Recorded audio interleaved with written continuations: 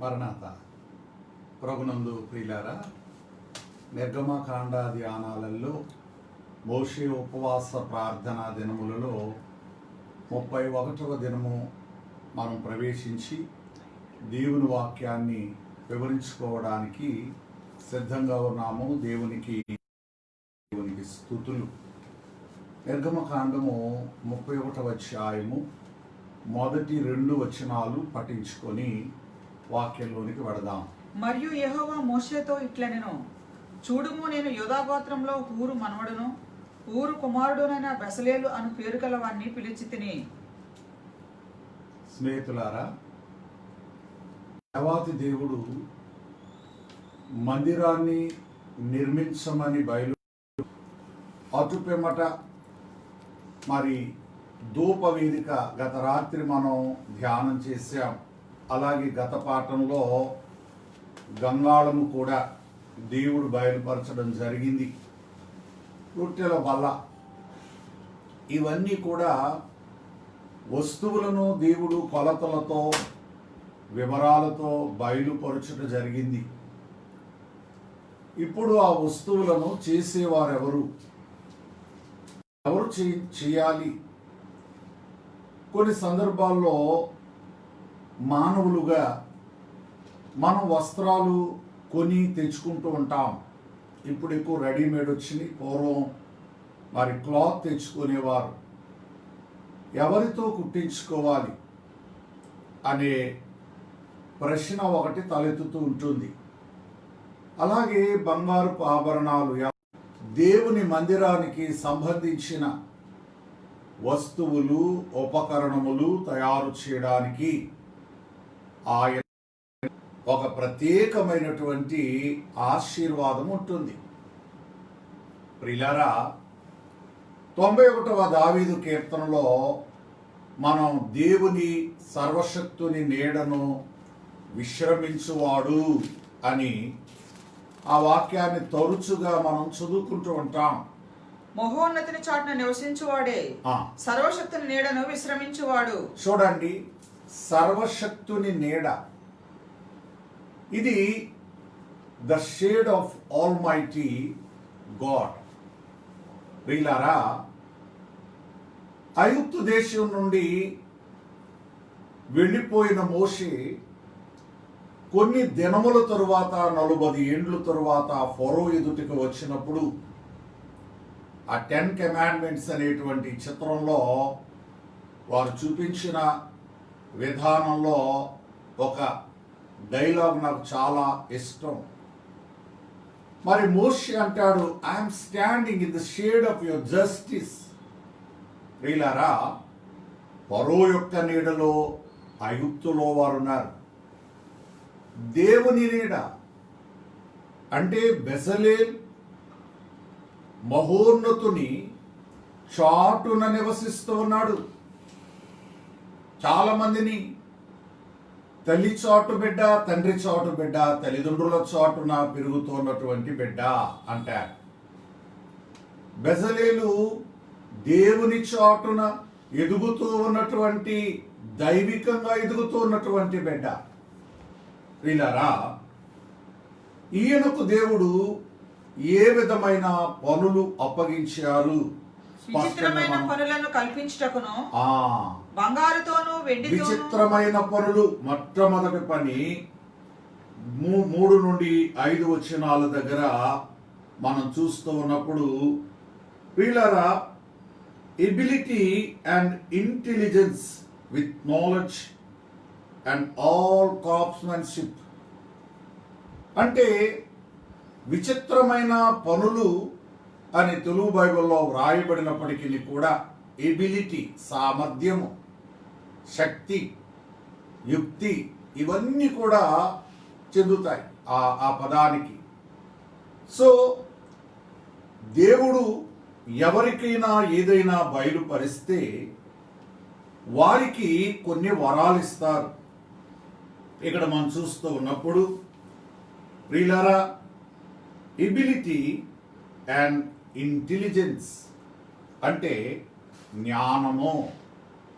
So ఇంటెలిజెన్స్లో పనిచేసేటువంటి వ్యక్తులు చాలా తెలివిగా ఆలోచన చేస్తారు.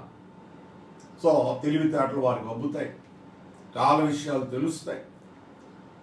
సో దేవుడు ఎవరిని తన పని కొరకు పిలిచారో వానికి సమస్త విధముల జ్ఞానము కలుగునట్లు, సమస్త విధములైన పనులు చేయుటకును జ్ఞాన విద్య వివేకములను, జ్ఞానము విద్య వివేకము,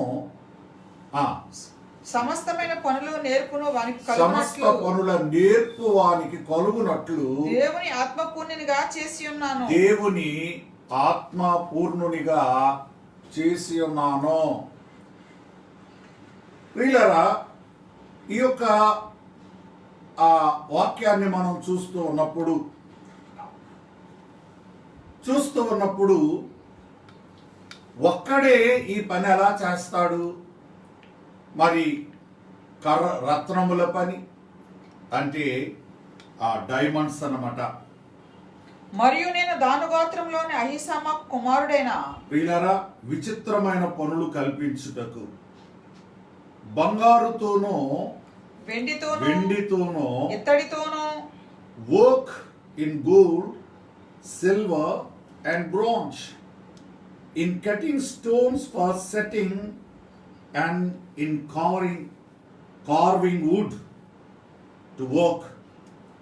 ప్రియులారా, ఈ కార్వింగ్ అనేది చాలా కష్టమైనటువంటి, అంటే కర్ర మీద చిక్కుళ్ళు అన్నమాట. సో ఇది ఒక టైం టేకింగ్ వర్క్. ఇది మరి చెక్కలు చెక్కించుకున్నటువంటి వారికి మా ప్రతి మందిరంలో కూడా చెక్కబడిన ద్వారబంధములు, చెక్కబడిన తలుపులు, మరి చిత్రమైన బిబ్లికల్ ఈవెంట్స్ అన్నీ కూడా తలుపులు ద్వారబంధముల మీద అధికంగా ఉంటాయి. చెక్కులు లేకుండా సాధారణంగా మా మందిరాలలో మరి గుమ్మములు, తలుపులు అనేవి ఉండవు. అవసరాన్ని బట్టి ఆ మెయిన్ కిటికీలకు కూడా ఆ యొక్క భాగ్యాన్ని కల్పించాం. సో చాలా కష్టమైన పని, పరిచర్య. బంగారము పని చేసేవారు వెండి పని చేయరు, వెండి పని చేసేవారు ఇత్తడి పని చేయరు. అటు తరువాత ఆ విధమైన పనులు చేసేవారు డైమండ్స్తో వర్క్ చేయరు. ప్రియులారా, ఈ విధమైన పనులు చేసేవారు చెక్కలతో కర్రను కోసి అంటున్నాడు దేవుడు. ఆ దినాల్లో ఈ కర్రలు కోయడానికి మెషిన్స్ లేవు. మరి ఎట్లా వారు కోసారు? ఏ విధమైనటువంటి రంపాలు వారు ఉపయోగించారు? సో వారి దగ్గర ఏ విధమైన ఇన్స్ట్రుమెంట్స్ ఉన్నాయో అవి మనం ఎరుగము, కానీ వారు మాత్రం దేవుని పని చక్కగా జరిగించారు. సో ఈ పని చేయడానికి దాను గోత్రములో నుండి మరియు నేను దాను గోత్రంలోని అహిసామాకు కుమారుడు అహోలియాబును అతనికి తోడు చేసి తిని, అహోలియాబు అను అతనిని నేను తోడు చేసి తిని. వీళ్ళరా, అహోలియాబ్ అనగా తండ్రి గుడారము. సో ఇతడు కూడా మంచి అర్థాన్ని కలిగినటువంటి పేరు కలిగి ఉన్నాడు. ఇవాళ పాఠంలో దేవుని చేత పిలవబడుట అనేటువంటి ఒక ప్రధానమైనటువంటి అంశాన్ని మనం ధ్యానం చేద్దాం. సో దేవుని చేత పిలవబడుట.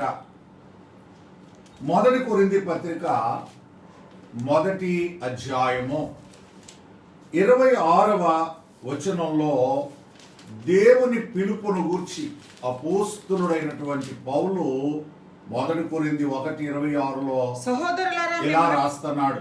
సహోదరులారా, మిమ్మును పిలిచిన పిలుపును చూడుడి. మిమ్మును పిలిచిన పిలుపును చూడుడి. మీలో లోకరీతిని జ్ఞానులైనను, మీరు పిలువబడ్డారు. గనులైనను ఉండండి, మీరు పిలువబడ్డారు. దేవుడు ఏ రీతిగా ఏ పని కొరకు మిమ్మల్ని పిలిచాడో మీ పిలుపు చూడండి. దేవుని సేవ చేసే పిలుపు కొందరికి, కొందరిని సువార్త ప్రకటించుట కొరకు దేవుడు పిలుస్తాడు. సంఘములు కట్టడం కొరకు, మందిరములు ఆలయములు కట్టుట కొరకు, ప్రియులారా అనేకమైన కార్యక్రమాలు, సభలు, సమావేశాలు పెట్టుట కొరకు దేవుడు పిలుస్తాడు. ఆయన పిలిచే దేవుడై ఉన్నాడు. ప్రియులారా, దేవుడు ఎవరినైతే పిలుస్తాడో వారిని ఎప్పుడూ కూడా చేయి విడవడట. కొందరిని పనుల కొరకు పిలుస్తాడు. మందిర సంబంధమైన వస్తువులు తయారు చేయడం, రేపటి దినాన వాటికి పాలిష్ కావాలన్నా, సానబెట్టాలన్నా, దాన్ని శుభ్రం చేయాలన్నా, రిపేర్ చేయాలన్నా మరలా ఈ వ్యక్తులే మరి వారి జీవిత కాలం మట్టుకు పనిచేయు వారై ఉన్నారు. కనుక ప్రియులారా, దేవుడు కొందరిని ప్రార్థనలు చేయడం కొరకు సంఘంలో పిలుస్తాడు. కొందరిని పాటలు పాడుట కొరకు దేవుడు సంఘంలో పిలుస్తాడు. దేవుడు వారికి ఇచ్చిన స్వరాన్ని బట్టి, దేవుడు వారికి ఇచ్చిన ఆ మాధుర్యాన్ని బట్టి, మెలోడీని బట్టి వారు ఆ గాన పరిచర్యలో దివారాత్రులు ప్రయాసపడుతూ ఉంటారు. అదే వాక్యం చెప్తోంది 1 కొరింథీ 1:26లో, మిమ్మును పిలిచిన పిలుపును చూడుడి. So look at your call. దేని కొరకు నువ్వు పిలువబడ్డావు? నిన్ను పిలిచింది మనుష్యుడు కాదు, దేవుడే నిన్ను పిలిచాడు. కొందరిని మనం చూస్తే ఎక్కడెక్కడో ఉన్న వారిని దేవుడు పిలుస్తూ ఉంటాడు. మిమ్మల్ని పిలిచిన దేవుడు నమ్మదగిన వాడు. మోషే అరణ్యములో ఉన్నప్పుడు దేవుడు పిలిచాడు. ఐగుప్తులో ఉన్నప్పుడు దేవుడు పిలవలా. అందరూ మర్చిపోయారు మోషేను. అందరి జ్ఞాపకంలో నుండి వెళ్ళిపోయాడు మోషే. 40 years. ప్రియులారా, they have forgotten Moses, but suddenly God is remembering Moses. దేవుడు జ్ఞాపకం చేసుకుంటున్నాడు. దేవుడు పిలిచాడు. మరి ఈ సందర్భంలో నాకు ఒక దినకరన్ గారి పాట ఎప్పుడు జ్ఞాపకం వస్తూ ఉంటుంది. వేదాకి నిన్ పిలిచిన పిలుపును చూడుము, చేయి వీడువాడెప్పుడు. వేదాకి నిన్ పిలిచిన కరములు చూడుము, చేయి వీడువాడెప్పుడు. ఆయన ఒక్కసారి పిలిస్తేనట ఆ పిలిచిన వాని చేయి ఎప్పుడు విడవడట. మనుషులు వారు పిలిస్తే విడిచిపెడతారేమో, మనుషులు విడిచిపెట్టాలి అని చూస్తారేమో. కాబట్టి పిలుపు ఈ 1 కొరింథీ 1:26లో ఇంకా మనం ముందుకు చదువుకుందాం. పిలుపును చూడుడి, మీలో లోకరీతిని జ్ఞానులైనను ఘనులైనను గొప్ప వంశము వారైనను అనేకులు పిలువబడలేదు. కానీ కొంతమందికి పిలుపు ఉండదు. కానీ వారు గొప్ప వంశంలో ఉన్నారు కనుక తీసుకొచ్చి పక్కన కూర్చోబెడతా ఉంటారు. వాళ్ళకు ఒక మైక్ ఇస్తే మూతి మెదుపుతూ ఉంటారు, పాట రాదు. ప్రియులరా, గొప్ప వంశం అని దేవుడు పిలవలేదట, జ్ఞానులు అని పిలవలేదట, ఎక్కడో పెద్ద పెద్ద స్థానాల్లో ఉన్నారు అని పిలవలేదట. కానీ ఆ పిలుపును చూడండి. ఏ శరీరియు దేవుని ఎదుట అతిశయింపకుండునట్లు జ్ఞానులను సిగ్గుపరచడానికి నుండి వెర్రివారిని దేవుడు ఏర్పరచుకొని ఉన్నాడు. వెర్రివారిని అంటే లోకమునకు వీరెవరో తెలీదు, వారిని అటువంటి వారిని దేవుడు ఏర్పాటు చేసుకుంటాడు. అంతకుముందు బెసలేలు ఎవరో ఆ 27 లక్షల మంది జనాంగంలో ఎవరికి తెలియదు. అహోలియాబు ఎవరో ఎవరికి తెలియదు. ప్రియులారా, ఈ బెసలేలు అహోలియాబోను వారిని నేను పిలిచి తిని.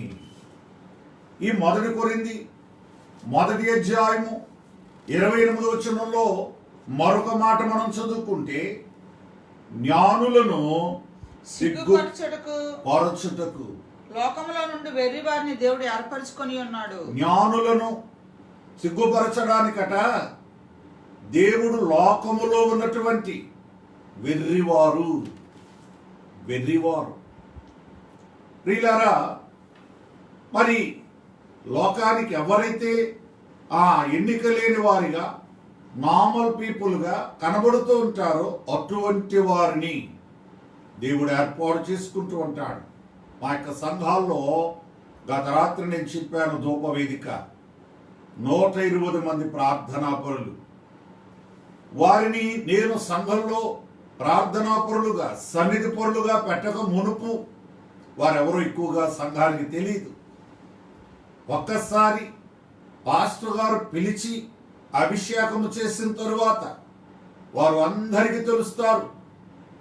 స్నేహితులారా, దైవ నిర్ణయము, దైవ పిలుపు, కాల్ ఫ్రమ్ గాడ్. సో దేవుని పిలుపు ఎందుకు పిలుస్తాట? ఈ యొక్క జ్ఞానులను సిగ్గుపరచడానికి, వెర్రి వారిని కోరుకొని ఏర్పాటు చేసుకున్న 29వ వచనంలో కూడా ఉంది. 1 కొరింథీ 1:29.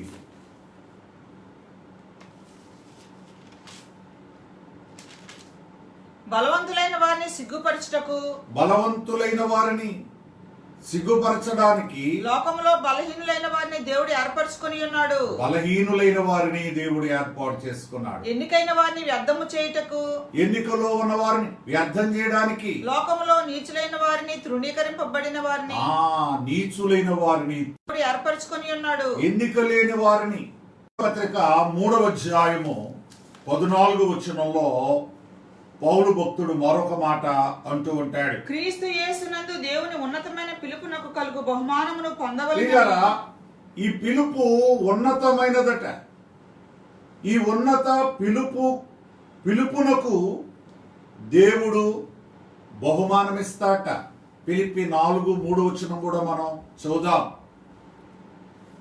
మరి అవును, నిజమైన సహకారి ఆ స్త్రీలు క్లెమెంతితోనూ నా ఇతర సహకారులతోనూ సువార్త పనిలో నాతో కూడా ప్రయాసపడినారు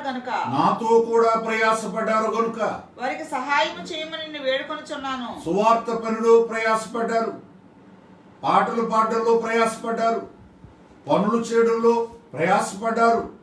కాబట్టి వారికి సహాయము చేయమని నేను కోరుతున్నాను. సో వారికి న్యాయం చేయమని కోరుతూ ఉన్నాను. ప్రియులారా, దేవుడు పిలిస్తే ఈ పిలుపునకు తగినటువంటి రోమాపత్రిక 11:29 కూడా చదువుకుని ముందుకు వెళదాం. మరి ఉన్నత పిలుపుకు బహుమానం ఉంది.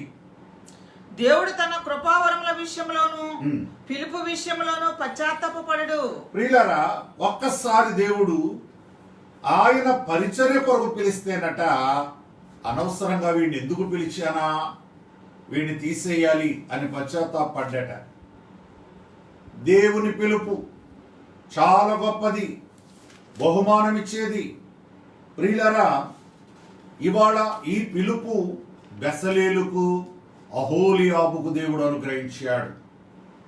ఇకపోతే ఏ విధంగా వారిద్దరిని కూడా పిలిచి జత చేస్తున్నాడో ఒక మాట మనం ధ్యానం చేద్దాం. సో సంఖ్యాకాండము 10వ అధ్యాయము 14వ వచనంలో మనం చదువుకుంటే, ఇశ్రాయేలు ప్రజలు ప్రయాణంలో సాగేటువంటి విధానం చూపిస్తూ ఉంటుంది. ఇక్కడ యూదీయుల పాళెము ధ్వజము వారి సేనల చొప్పున 12 గోత్రములు ఉన్నాయి కదా. ఇశ్రాయేలీలు ఎలా పడితే అలా నడుచుకుని వెళ్ళిపోకూడదు, ఎవరు పడితే వారు ముందుకు రాకూడదు. యెహోవా మోషే చేత పలికించిన మాటను బట్టి వారు మొదట ప్రయాణము చేసిరి. దేవుడు పలికించిన మాటను బట్టి వారు ప్రయాణం చేశారట. యూదీయుల పాళెపు ధ్వజము వారి సేనల యూదీయులు చొప్పున. అనగా యోధా గోత్రం వారు. ముందర సాగెను. యోధా గోత్రం వారిని దేవుడు ముందు పెట్టాడు. మరి 12 మంది కుమారుల వరుస ప్రకారంగా దేవుడు పెట్టల. ఎందుకు పెట్టాడు యోధా వారిని ముందు ఎందుకు పెట్టాడు? స్నేహితులారా, యోధా గోత్రపు సంఖ్య మరి ఇతర గోత్రముల కంటే కూడా చాలా పెద్దది. అత్యధికులు యోధా గోత్రం వారు. కాబట్టి ఈ యోధా గోత్రాన్ని యేసు ప్రభువారు కూడా కోరుకున్నారు. మరి అందును బట్టి ప్రియులారా, ఆ సంఖ్యను బట్టి కూడా దేవుడు వారికి అవకాశం ఇచ్చాడు. చాలా మంది ఒక కుటుంబంలో, కొన్ని కుటుంబాల్లో ఒక్కరే చేస్తూ ఉంటారు. సో యూదీయుల దండు ముందు సాగెను, వారిని ముందు పెట్టాడు దేవుడు. ఇలా మనం ఆ క్రింద వచనాల్లోనికి వచ్చి ఈ సంఖ్యాకాండం 14వ అధ్యాయంలో మనం చదువుకుంటే 25వ వచనం, దానియేలు పాళెపు ధ్వజము సాగెను. 25వ వచనంలో దానియేలు పాళెపు ధ్వజము సాగెను. అది పాళెములన్నిటిలో వెనుక ఉండెను. అది సేనలన్నిటిలోనూ వెనుక ఉండెను. చూడండి, దాను గోత్రమును లాస్ట్ లో పెట్టాడు దేవుడు. 12వ గోత్రంగా పెట్టాడు. యోధా వారేమో అంటే బెసలేలు గోత్రం వారేమో ఫ్రంట్ ఉన్నారు. ఇకపోతే దాను గోత్రం వారు, అహోలియాబు గోత్రం వారేమో చివరనున్నారు. వీళ్ళరా మధ్యలో 10 గోత్రాలు ఉన్నాయి.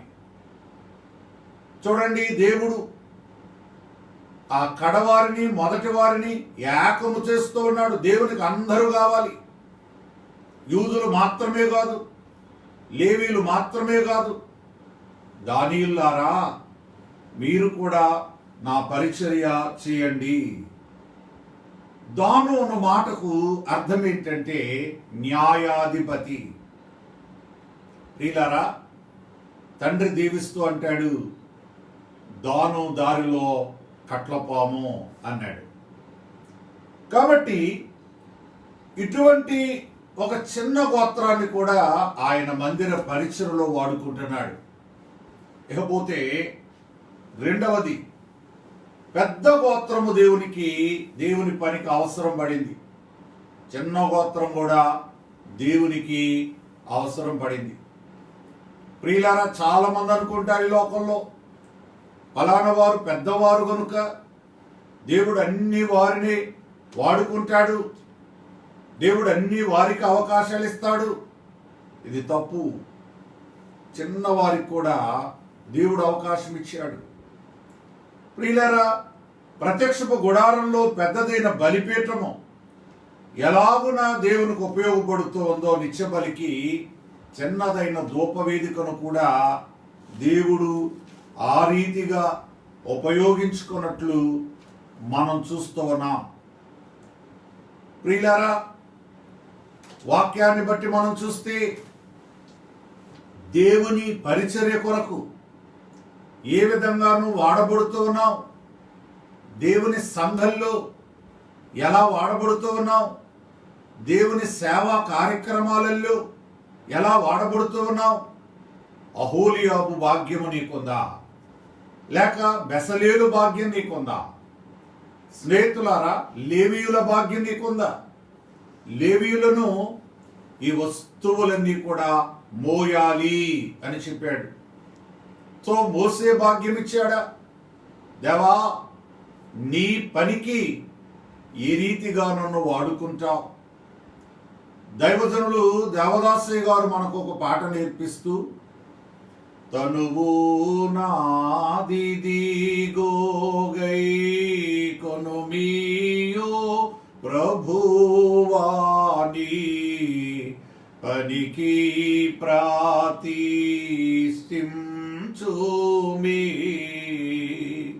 దేవా, నా జీవితాన్ని, నా శరీరాన్ని నీ ముందు పెడుతున్నాను.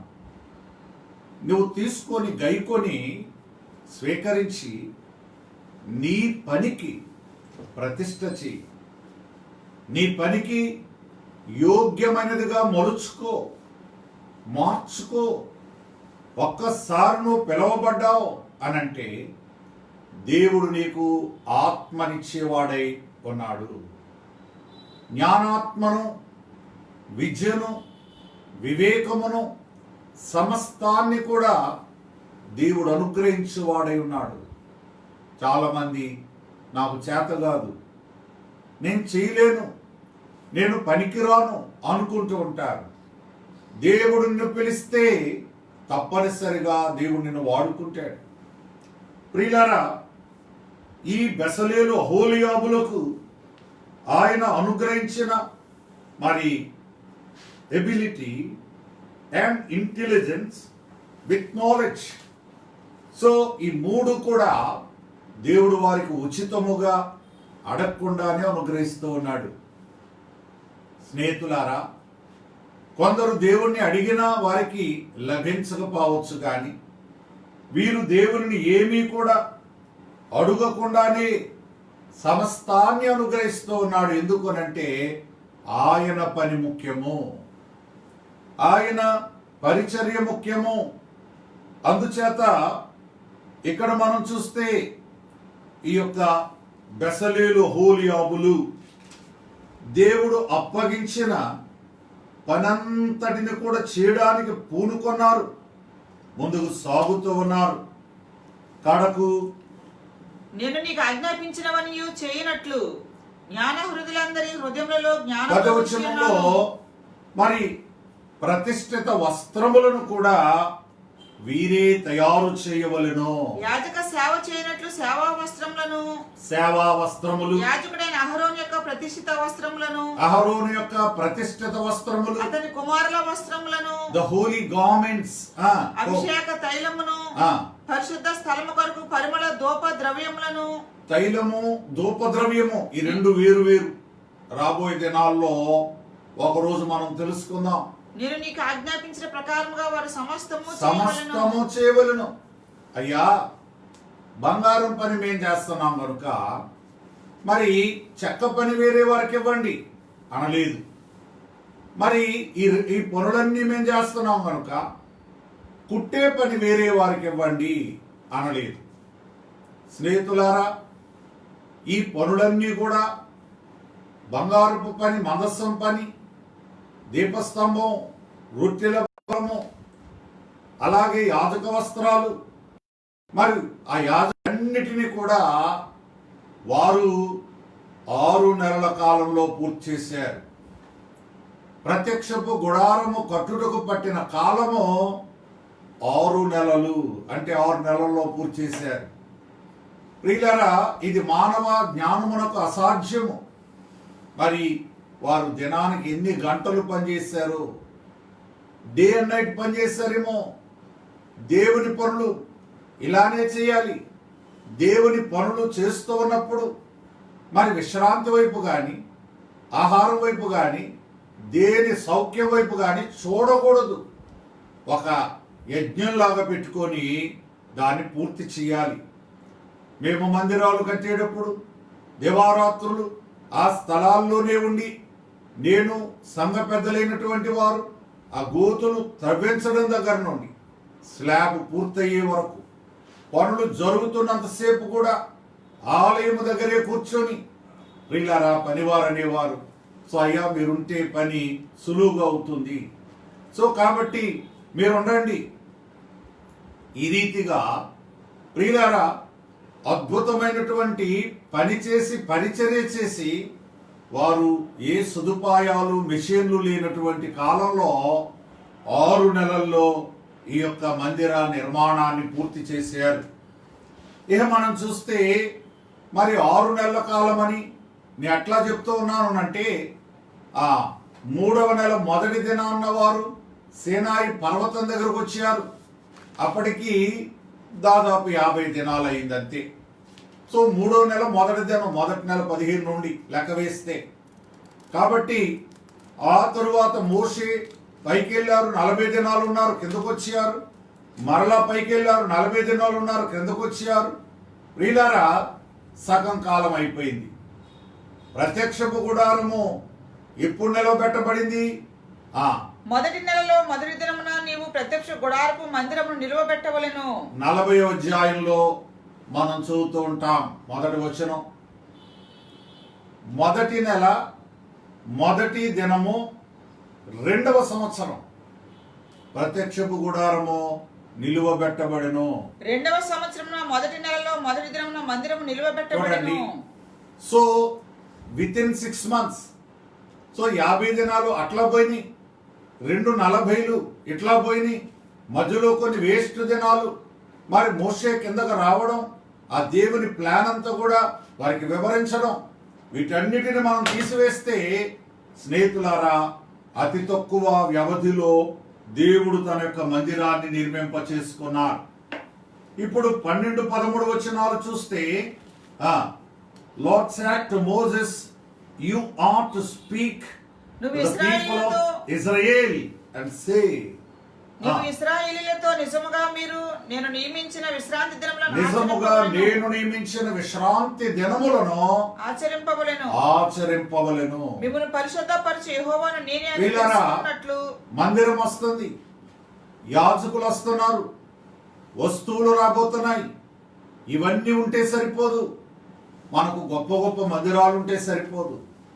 అందులో ప్రార్థనలు ఉండాలి, అందులో పాదులు ఉండాలి, అందులో ప్రజలు ఉండాలి, అందులో కార్యక్రమాలు ఉండాలి. స్నేహితులారా, ఇవన్నీ ఉంటేనే మందిరము.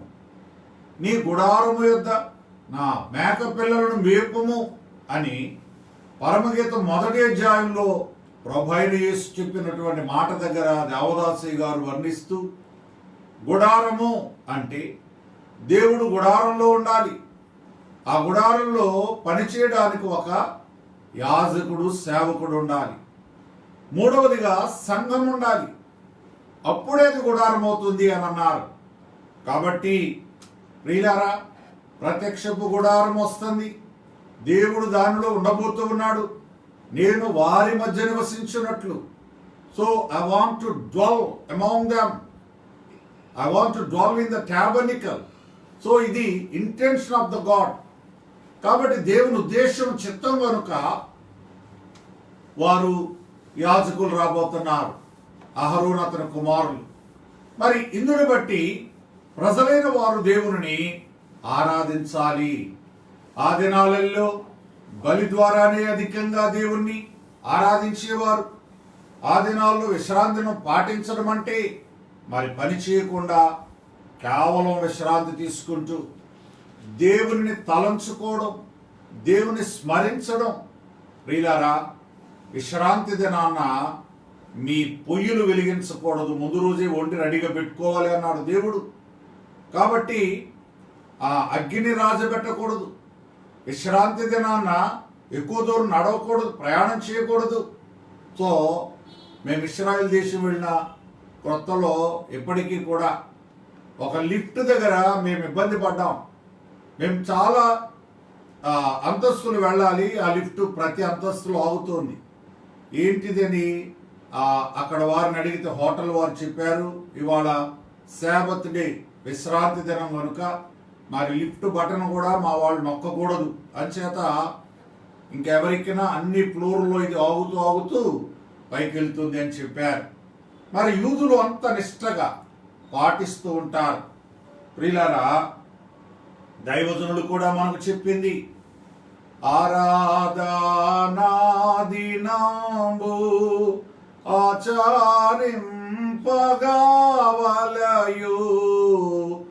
ఆరాధనాదినంబు